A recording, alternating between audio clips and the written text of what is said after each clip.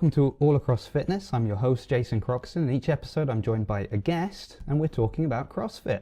Because everyone has a story, a reason, a goal, a challenge that they're trying to overcome.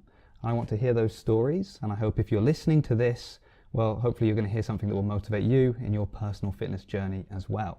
So today we're at CrossFit Bath. We're upstairs in the secret room. They've been kind enough to let us record here, and I'll link to the website of CrossFit Bath in the show notes, so if anyone's in town and they want to drop in, they'll know where we are. Today I am joined by Shleah Joseph.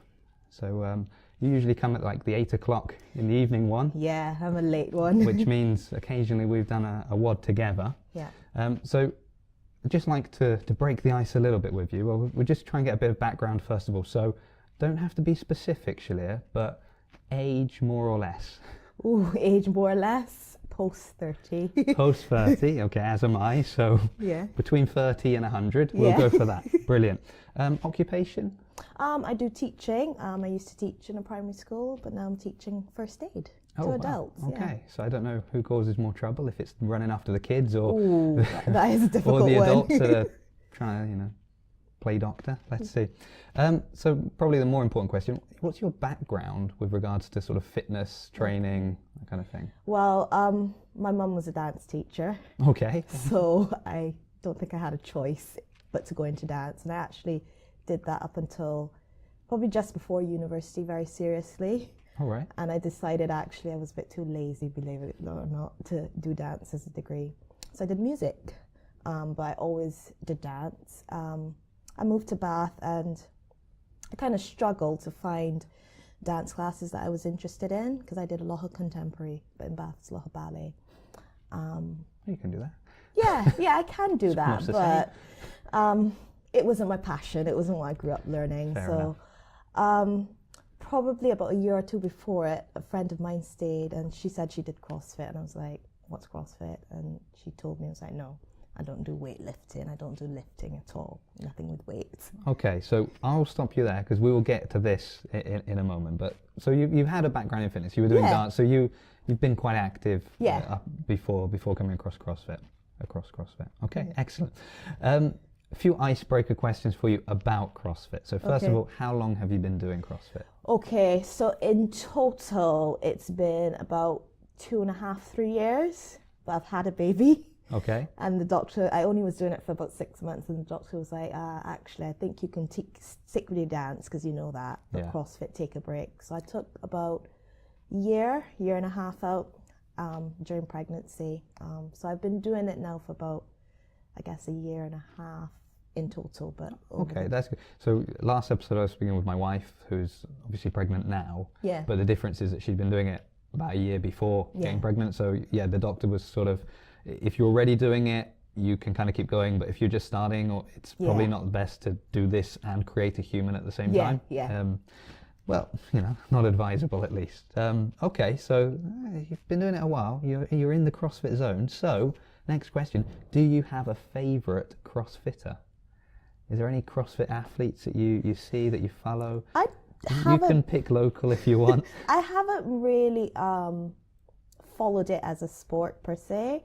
I guess there are a couple people in the gym that really inspire me, and not wanting to say it too bad, but generally the older people, the people older than me, that are really actually pushing it. So we have a couple masters athletes that are really pushing the boundaries, and that kind of inspires me because I think actually if they're doing it, I can definitely do it. Excellent. So I like the answer. I very much like the answer because it's pretty much what this show's about. So that's excellent. And you've mentioned some of these older masters athletes.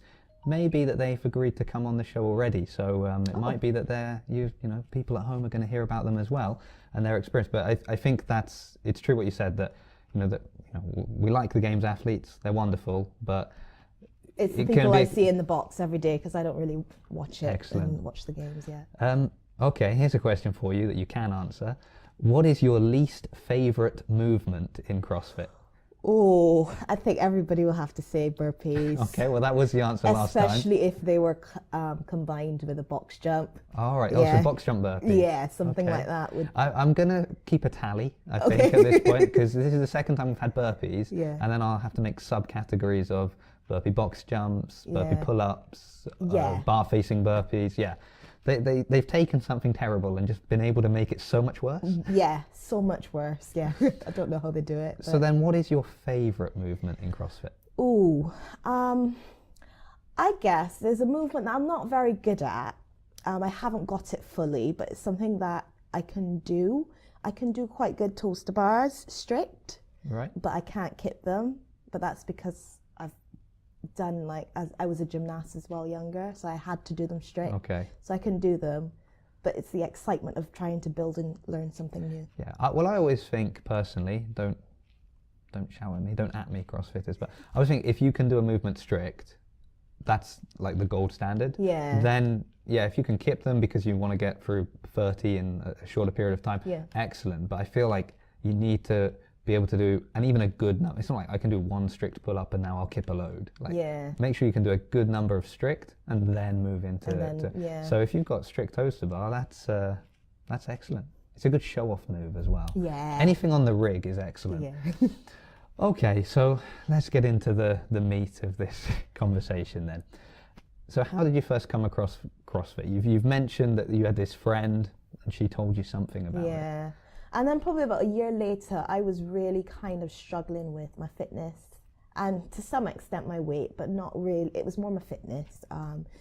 And I was just looking around Bath about what I could do.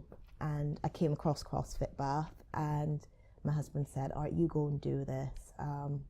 So I think probably 2 days before I kind of decided, and I went to the gym and they were like, okay, we're starting next week with the intro class. It's like, okay, I'll do it. And the next week I did the intro class and actually I quite really enjoyed it. Yeah? Yeah, and I just liked the mixture of cardio and lifting and a little bit of everything every day, and I just found it worked for me fitness-wise. Had you done, so you'd done dance, but had you done any kind of resistance training before? No, Nothing. so I didn't do any. I mean, I did do it with relation to dance, Yeah. and a couple times I did go to the gym once or twice, but nothing ever serious like this commitment for a couple years. So, yeah, it's something that just happened upon me, and I loved it. And I was actually quite upset when the doctor said, "Don't do it anymore." I was like, I wanted to be that mum, 8 months pregnant and still going, but. Well, when we joined, there was, Bex was pregnant at the time. So like we came in and you're dying, like trying to do any workout. And she and was over just your shoulder, you've got brilliant. this heavily pregnant, well, she was coaching a lot at the time as well. And you just hear destroying workouts and you're thinking, Yeah. you can do that when you're pregnant. Yeah. I can't do that now.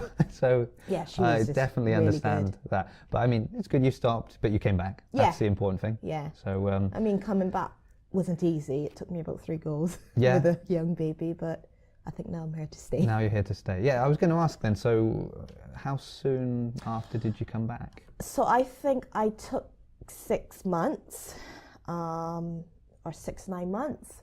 And I started, because I think I started in September when I started back work. And it took me until about February to come back full-time 3 days a week, because I did 1 day, built up with 2, and then my daughter went to nursery and had a cold. Yeah. And then I was out for a couple months. So it took me a really long time to get back up to my 3-4 days a week. But yeah, since February, I've only missed because I've been on holiday. So Wow. that's really good. Well, is it? I mean, holidays. Yeah, That's well, like the worst thing you can do. Like, well, actually, I did do CrossFit, You did on, CrossFit holiday. on holiday. Yeah. That's, I mean, that's something as well, because, hopefully people listening to this, maybe there's someone looking to get into fitness or just looking for something different. When I was speaking with Rochelle last episode, we were saying about how we tried so many things and just got bored and they weren't really motivated. But another real benefit to CrossFit is like, I remember going, so I lived abroad for a long time. I'd come back to my hometown and I couldn't even go to the gym because it's like, well, you're going to have to do an induction, you're going to have to sign up for weeks and this and that. And I was like, I'm here just visiting for 2 weeks, you know, and I'm not joining a gym for 2 weeks. It seems ridiculous. The fact that you can do drop-ins at CrossFit, and like if anyone's listening to this and they plan to come to Bath, you can do a drop-in here.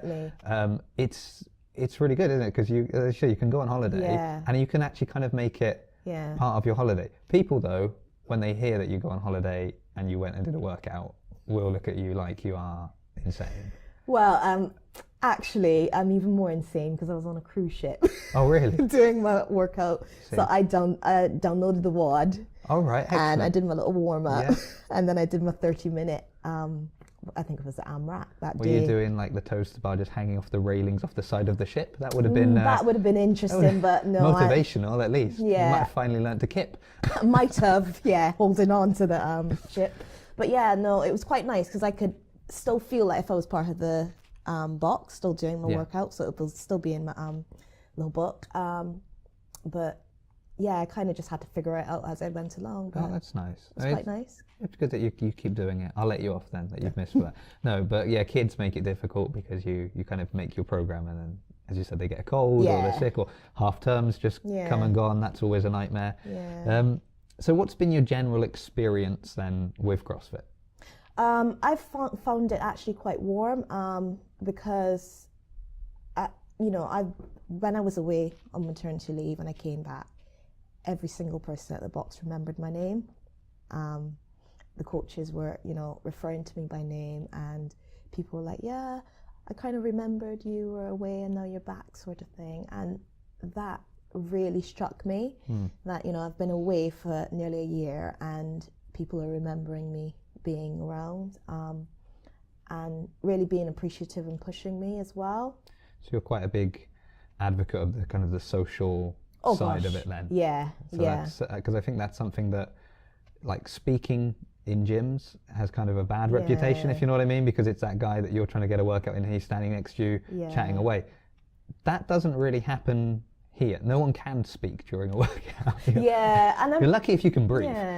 So before and after there is this sort it's also because you're doing the same workout, so you're kind of going through it together, aren't you? Whereas it's not like, I've gone to the gym and I've done chest day and you've been there doing legs and I've just come over to say, how much have you squatted over there? It's much more like, can you believe we survived this together. Absolute nightmare? Not that I'm putting anyone off. It's lovely, but it's tough. But it's it's been kind of tough as well coming in. Sometimes I come home and I'm absolutely knackered and I say, all right, I'm going to gym whatever time, and I get there and I go, I'm absolutely knackered. I look at the WOD and I'm going, I don't know how I'm going to finish this. And I get paired up with someone and we do the work together. We push each other. And it's not that you spend the time chatting, because there's the side of CrossFit, like the women's classes, where it's lots of chatting. Oh, really? I've never been to one. Yeah. For some reason they don't let me in the women's class. I don't know why. Yeah. But, it's that sort of, you come in, you kind of say how your day is and how you've got on, and then at the end of it, you've achieved something together as a group, or even if it's, you've achieved something as an individual. I always go back home feeling a lot more positive, and a lot more, eager to finish the rest of my day, even if it's at 9 o'clock. Oh, that's really nice. So this links a little bit to one of the questions I like to ask, that is sort of, what is your biggest challenge? So I don't know if that's your biggest challenge, just getting in, or if there's been something else that you've had to really overcome. Cardio. Running, anything like that. But it's been all my life. I can give me the weights, I'll push and lift. But running.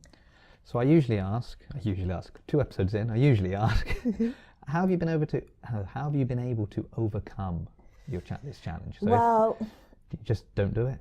You see running and you just avoid it? No, I do it. And actually, when, I think it's just me personally, I know that's what I need to work on. So if there's an option of running, rowing or biking, first one I'll do is run, because I know that's my weakest area. Then I'll do some biking, because bikes are really hard. And then I'll do rowing, because that's the easy one. That's the easy one. So that's how I push myself. I think, everybody's different. Some people may avoid it, but I just remember when I first started out, I feel that I think I was one of the slowest runners in the gym. When I looked at the time, I remember time we did a mile run when you had to do the 800 laps around. Yeah. Yeah, I did that, and I did post the slowest time because I did look on the list on the evening. And you shouldn't do that.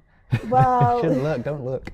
Just I close do your eyes. look when I lift, and I do quite well when I lift. But the running, I did look, and actually now when I'm completing WODs, sometimes I do shorten the run, but sometimes I complete them not very last, but in the later stages. But I'm getting better, and I kind of use that as my motivation. I started, and I wasn't very good. I was doing quite long mile runs, and now I can jog an entire mile, and it's not an issue.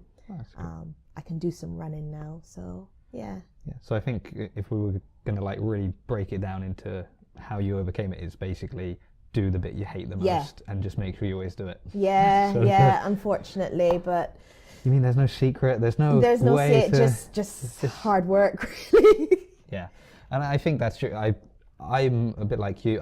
I'm always indecisive as to whether I should even look at the workout before going. There's one particular movement that if I see it on there, then I have to go, because if I don't go, I'll feel, did I not go just to avoid this particular movement? If anyone wants to know what that is, keep listening. We're going to have a bonus episode where I get interviewed, so nice. That'll come in the future, and then you'll find out what this movement could be. But I hate it, and there was a period when I'm all right with burpees. I'm short, don't have to go up very high. Okay. So, yeah, there's a lot of things I think I'm terrible at, like running. We're talking about running. I always assume I'm a bad runner, because at school I was quite a bad runner. Okay. And I feel if at school I was a bad runner, and now I'm in my 30s, surely I'm a worse runner. Yeah.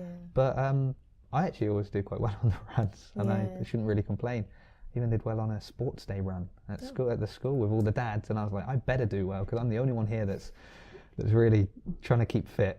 So if I don't come first or second, came second. Okay. Too short to come first. That's the problem. Excellent. Here's another question for you then. What goals do you have for, say, the next 6 months to a year?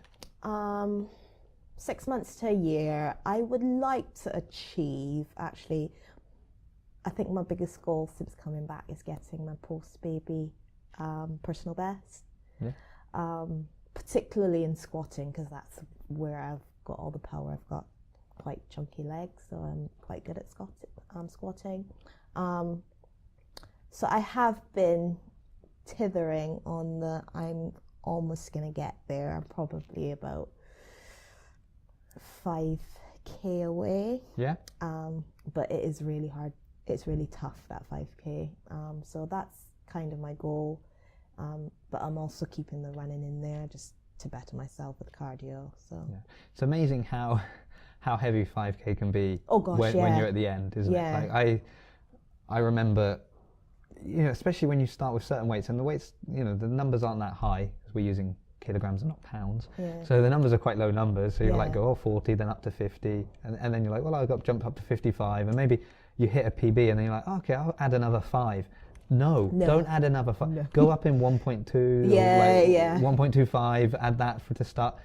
Go a little bit, because it seems like so little, but when it's on top of the rest, it just crushes you. Yeah, and that's basically, I think the last time I tried to lift my PB, I was probably 2.5 under, and I made it. Yeah. Put that 2.5 on. I just went, no, and somebody grabbed it. Do you feel it. there's a psychological element there as well, that you're like, because like if somebody else was loading the bar for you and I didn't not know telling you the weight, and you just go, this feels heavy, well, this feels heavier, oh yeah, this really feels heavy, and then they're like, oh, that was your PB, the one that felt heavy, the one that feels really heavy, that's now over your PB. Yeah. Maybe that's what you got to do, get them to con you. Yeah, maybe. All right. So kind of wrapping things up then, so we're going through your PB, so I hope that we'll get you back on maybe in 6 months or a year's time, and you'll be telling us that you smashed your PB, and your new goal is to, I don't know, go to the Olympics and squat. Who knows what they might have you doing. So I'd like to conclude with a few questions for potential listeners. Yeah. So what would you say to someone if they are contemplating starting CrossFit? I'd say you never know unless you try. And I think that was part of the reason, because somebody said, oh, they did it and they really enjoyed it. And I was like put off by it, because I actually thought, you know, this is going to be like a normal gym with everybody in their little boxes. I call them the ego in their little boxes.